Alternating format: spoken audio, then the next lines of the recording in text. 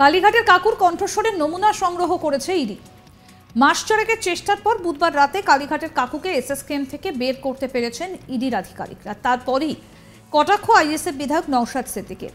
তার প্রশ্ন, কালীঘাটের কাকুর মামলা লড়ার টাকা কে দিচ্ছেন? সেটা খুঁজে দেখলেই বোঝা যাবে যে কালীঘাটের কাকু জড়িয়ে গেলে আর কারা কারা জড়িয়ে যাবেন। কি বলছেন নওশাদ সিদ্দিকী আইএসএফ বিধায়ক, আসুন শোনাই। কালীঘাটের কাকু যে কেসগুলো লড়বেন, কে টাকা দিচ্ছে, কোথাকার লয়ার, সেগুলো দেখলে খুঁজে পাওয়া যাবে। কালীঘাটের কাকু যদি জড়িয়ে পড়ে তাহলে কারা কারা জড়িয়ে পড়তে পারে এটা একটু তদন্ত করুন। আপনারা তো অনেক গ্রাসরুট লেভেল নেবে, তো আপনারা গ্রাউন্ড জিরো থেকে তো আপনারা কাজ করেন।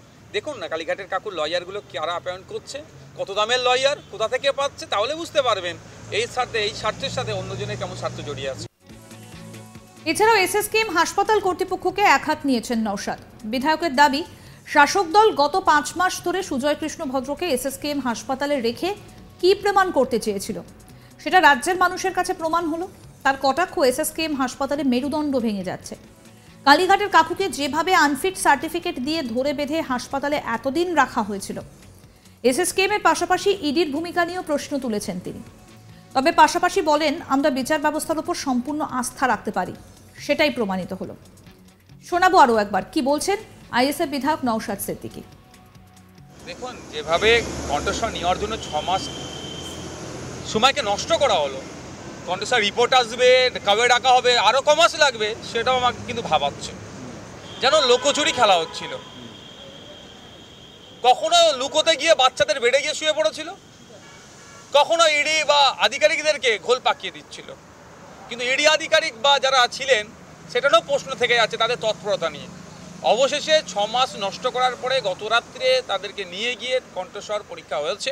এবার আমরা অপেক্ষা থাকবো, রিপোর্টের অপেক্ষা থাকবো, এই রিপোর্টের সাথে মিলিয়ে নেবে এবং যে এই দুর্নীতির যারা মূল হোতা, যাদের নেতৃত্বে দুর্নীতি হয়েছে, নিশ্চিতভাবে যদি আধিকারিকরা, যারা তদন্তকারী আধিকারিকরা যদি তৎপরতা দেখায়, মূল মাথায় গিয়ে দ্রুত পৌঁছাবে। এবার দেখার বিষয় কতটা তৎপরতা দেখাবে, কারণ লিপস অ্যান্ড বাউন্স কোম্পানিতে গিয়ে রেড করার সময় বা সার্চের সময় যেভাবে তাদের কম্পিউটারে 16টা ফাইল ডাউনলোড করে দিল, এখানে একটা চক্রান্তর গন্ধ আমার কাছে এসেছে। তো এক্ষেত্রেও কণ্ঠস্বর তো পরীক্ষা হলো, কিন্তু কতটা অবধি শেষ যাবে সেই নিয়ে আমাকে ভাবাচ্ছে। তবে আমি আশা করব যারা অবৈধ পন্থা অবলম্বন করে অর্থের বিনিময়ে বা অবৈধ সুপারিশের বিনিময়ে চাকরি করছেন, আর যাদের মেধাগুলো চুরি হয়েছে, বিক্রি হচ্ছে, মেধাযুক্তগুলো আজকে রাজপথে আন্দোলন করছে। আমি চাইবো আগামী দিনে মেধাযুক্তরা শিক্ষা কেন্দ্রে যাক, শিক্ষকতা করুক। যারা অবৈধ পন্থা অবলম্বন করেছে, যাদের মাধ্যমে করেছে, তার বোধ তাদেরকে জেলের মধ্যে, আইনের আওতার মধ্যে রেখে বিচার করা হবে। এদিন এসএসকেএম এর চিকিৎসকদেরও একহাত নেন নওশাদ। বলেন, ডাক্তাররা তো সাদা খাতা জমা দেননি, তারা বলির পাঠা হতে চাইলে হবেন, সময় এলে তাদেরও জবাবদিহি করতে হবে। শোনাই কি বললেন এই বিষয়ে নওশাদ সিদ্দিকী।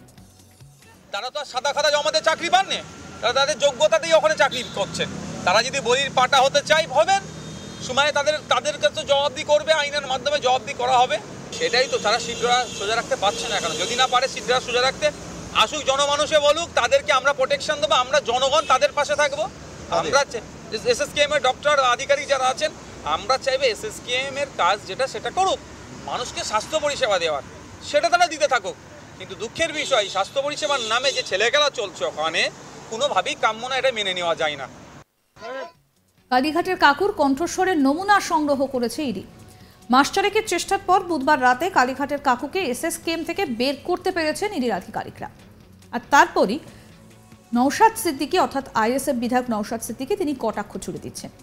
তার প্রশ্ন, কালীঘাটের কাকুর মামলা লড়ার টাকা কে দিচ্ছেন, সেটা খুঁজে দেখলেই বোঝা যাবে যে কালীঘাটের কাকু জড়িয়ে গেলে আর কারা কারা জড়িয়ে যাবেন। শোনাই আরও একবার এই বিষয়ে কি বললেন নওশাদ সিদ্দিকী। কালীঘাটের কাকু যে কেসগুলো লড়বেন, কে টাকা দিচ্ছে, কোথাকার লয়ার, সেগুলো দেখলে খুঁজে পাওয়া যাবে। কালীঘাটের কাকু যদি জড়িয়ে পড়ে তাহলে কারা কারা জড়িয়ে পড়তে পারে এটা একটু তদন্ত করুন। আপনারা তো অনেক গ্রাসরুট লেভেল নেবে, তো আপনারা গ্রাউন্ড জিরো থেকে তো আপনারা কাজ করেন। দেখুন না কালীঘাটের কাকুর লয়ারগুলো কারা অ্যাপয়েন্ট করছে, কত দামের লয়ার, কোথা থেকে পাচ্ছে, তাহলে বুঝতে পারবেন এই স্বার্থের সাথে অন্যজনের কেমন স্বার্থ জড়িয়ে আছে। প্রসঙ্গত বলে রাখি, দীর্ঘ অনেক দিনের চেষ্টার পর ইডির আধিকারিকরা গতকাল প্রায় মধ্যরাতে কালীঘাটের কাকুকে এসএসকেএম থেকে নিয়ে জোকার যে ইএসআই হাসপাতাল আছে সেখানে গিয়ে তারা তার গলার স্বরের যে নমুনা সেটা সংগ্রহ করতে পেরেছে। আর এই ঘটনাকে কেন্দ্র করে আরও একবার তোলপাড় হয়ে গেল রাজ্য রাজনীতি। সমস্ত আপডেট পেতে আজ তাক বাংলার ইউটিউব চ্যানেল সাবস্ক্রাইব করুন, নোটিফিকেশন পেতে বেল বাটন অপশন প্রেস করুন। এই ভিডিও সম্পর্কে আপনাদের মতামত জানান, কমেন্ট করুন, শেয়ার করুন, হোয়াটসঅ্যাপে ফলো করুন আজ তাক বাংলা।